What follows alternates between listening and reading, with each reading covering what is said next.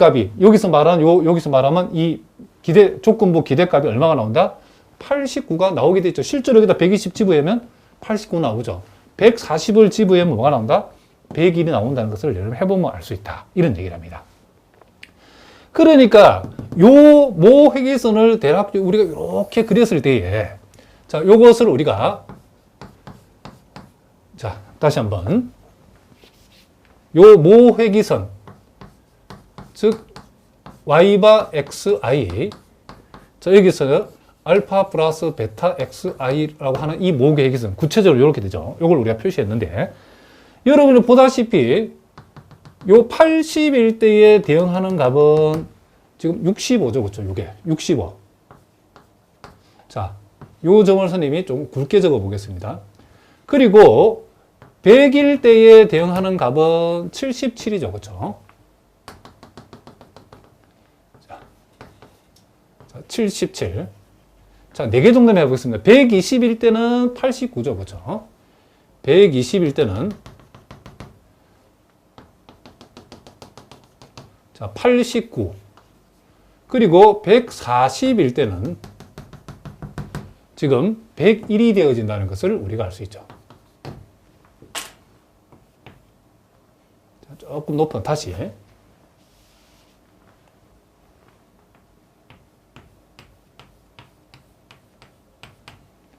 자, 얼마라고요? 101. 이렇게 우리가 되어진다는 것을 우리가 알 수 있죠. 그러니까 이와 같은 점들을, 즉 조건부 평균값에 대응하는 점들을 이렇게 연결한 것이 바로 뭐다? 모회기선이라는 사실을 우리가 알 수 있다. 이런 얘기를 합니다. 그럼 여기에서 우리가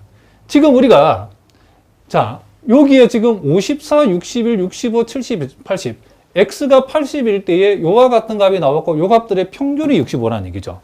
그러면 x가 80인 동네는 이 동네죠. 그렇죠? 이 동네에 x가 80일 때 실제 y 값이 54인 값, 61인 값도 있죠. 그러니까 54는 이쯤 있겠죠. 그렇죠? 64는 그거보다는 살짝 큰 값이 있을 것이고, 자, 요 평균값이 65니까, 자, 65, 실제 평균값에 일치하는 값도 있고, 그리고 그거보다 큰 72, 73도 있더라는 거죠. 자, 72, 자, 72도 있고, 73도 있고, 요렇게 우리가 그쵸? 조건부 분포를 표시할 수 있죠. 그리고 100일 때는 지금 60, 74, 75. 자, 70, 요 7보다는 작은 값이 3개가 있죠. 그러니까 60이니까, 그쵸? 자, 60이니까 요 값보다는 살짝 크고 요거보다 살짝 작은 대략적으로 한 이 정도. 그쵸? 60, 그리고 74는 확실히, 그쵸? 74는 요 72보다 큰 값이니까 요 값보다 살짝 크게, 이렇게. 자, 74, 뭐, 대략 합시다. 75, 이쯤 있다 치고, 그 다음 81, 83, 89. 81, 82, 83, 89는 여기 이쯤 있겠죠. 그죠? 이런 식으로. 그리고 120일 때는 80, 83, 90. 그죠? 80, 뭐, 대충 찍읍시다. 83, 90. 그리고 93, 뭐, 99. 그 다음 140일 때는 81, 91, 96. 그쵸? 자, 대충 81, 91, 자, 96, 그리고 104, 그리고 107, 그리고 112, 자, 116. 자, 대략 우리가 이렇게 우리가 표시할 수 있다는 거죠. 뭐, 뒤에도 계속 나가겠죠.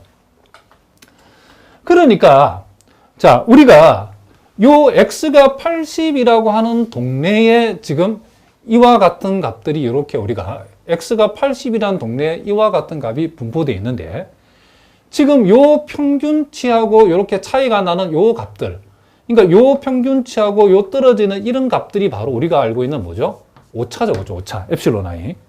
그러니까 엡실론 i라고 하는 것은 우리가, 자, 이 y바 xi, 그쵸? 이 y바 xi라고 하는 요 평균치, 그쵸? 아, 살짝 스님 잘못 적었네. 자, 실제 요 관측치, 인 yi에서 요 평균값, 그쵸? 요 평균값의 차이를 얘기한다는 거죠.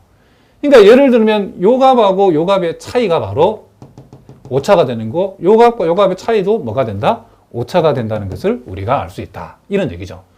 그러면 x가 80이라고 하는 이 동네에 y 값들은 이런 식으로 분포가 되어 있는데, 우리가 아까 yi라고 하는 것도 정규 분포 알파 플러스 베타 xi 시그마 제곱을 따른다라고 우리가 얘기했죠. 그죠? 그러면 요게 알파 플러스 베타 xi라는 것이 뭘 가리키는 거죠? 그렇죠. 요게 지금 y바 xi를 가리킨다는 것을 알 수 있죠.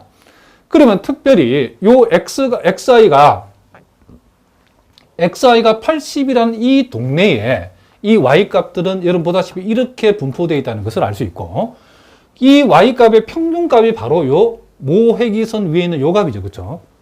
무슨 말이겠죠? 그러면 요 선 위에서 요 모회기선을 중심으로 해가 요 평균값을 중심으로 해서 요 yi가 정규 분포를 이룬다 했으니까 우리는 요런 곡선을 우리가 생각해 볼 수 있다. 이런 얘기죠.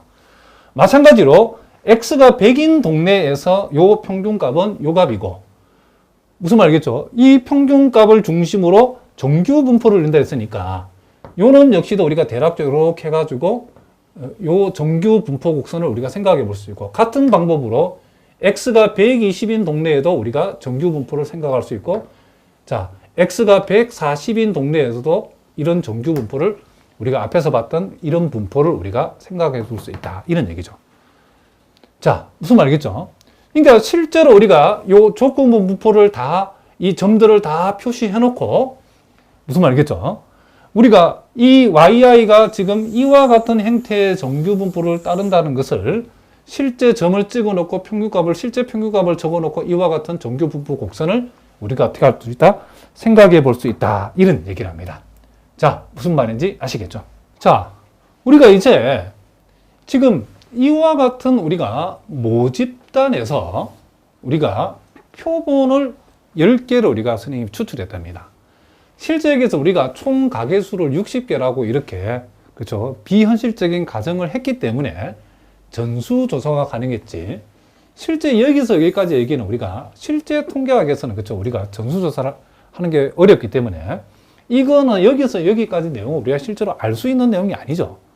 그래서 우리가 10개의 표본, 즉 월급이, 그렇죠? 이렇게 소득이 80인 동네에서, 자, 요 집을 선택을 하고, 소득이 100인 동네에서 요걸 선택하고, 요 집을 선택하고, 120인 동네에서 90을 선택하고, 140인 동네에서 요 놈을 선택하고, 160인 동네에서 자, 요걸 선택하고, 180인 동네에서 자, 이놈을 선택하고, 200인 동네에서 요 놈을 선택하고, 220인 동네에서 요 놈을 선택하고, 240인 동네에서 자, 요 놈을 선택하고, 280인 동네에서 요 놈을 우리가 이런 식으로 실제 우리가 뽑아내는 것은, 그렇죠? 그렇죠? 이렇게 우리가 알 수 있는 것은 표본을 우리가 모집단에서 표본을 추출해 가지고 우리가 알고 있는 정보는 요 정보죠. 그죠? 자, 그러면 이제 이와 같은 이제 표본을 가지고, 자, 이 80, x가 80일 때 54, 즉 우리가 점으로 표시하면 이 동네에다가 80,54를 찍고, 또 100,74를 이 동네에다 찍고, 120,90을 이 동네에다가 점을 표시를 하고, 이와 같은 10개의 점들을 표시했는데, 선생님 실제로 표시는 하지 않았는데, 이 10개의 점들을 표시했을 때에 10개의 점들을 가장 적합하게 나타낸 이 선을 우리가 만약에 요 놈이라고 했을 때에, 이게 우리가 표본 회귀 함수죠. 그렇죠?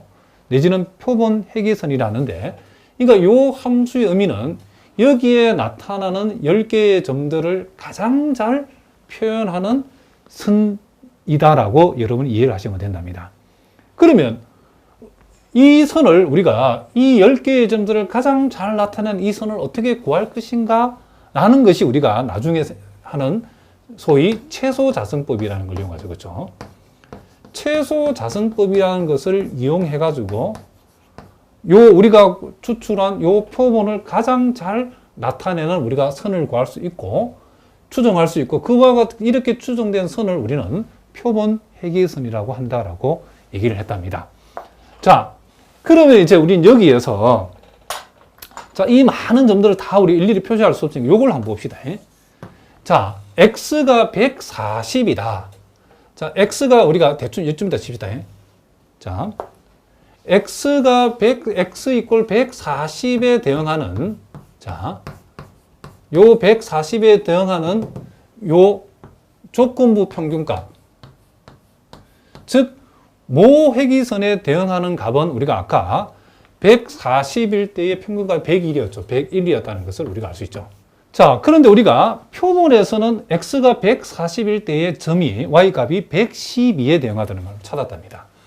그래서 이것은 우리가 요 140일 때 평균값이 101이니까 101보다는 요 112가 한참 더 높이 있다는 것을 우리가 알 수 있죠. 그래서 대충 보면 한 이쯤 있답니다. 그래서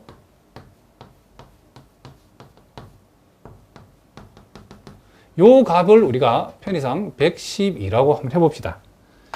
요렇게 했을 때에 우리가 앞에서 살펴봤던 것처럼 여기에서 여기까지 요 둘 사이의 차이를 우리는 뭐다?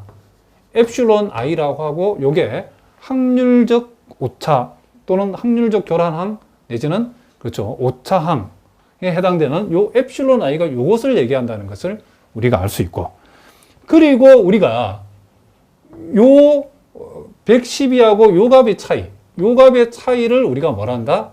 요 EI라고 표시하고 요걸 우리가 뭐다? 잔차라고 우리가 표시한다. 이런 얘기를 합니다.